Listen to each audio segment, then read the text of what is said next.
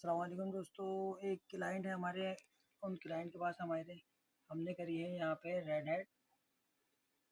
Nine red head 9 में हमने कुछ पॉलिसी लगाई हैं और वो पॉलिसीज़ हैं 3 MB की इसको लिमिट है। यूट्यूब हमने इनका बंद कर दिया है, ये सोशल मीडिया भी इनका बंद है और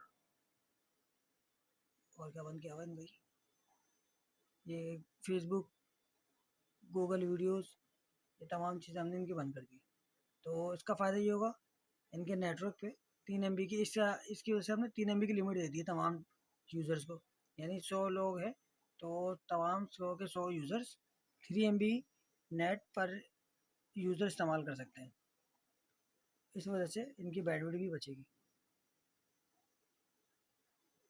ये इसकी डिटेल्स है और इसकी पूरी वीडियो मैं दूसरी वीडियो में बना के भेजूँगा ताकि आप लोग भी सीख सकें ये किस तरीके से बनती है। मिलते हैं नेक्स्ट वीडियो में।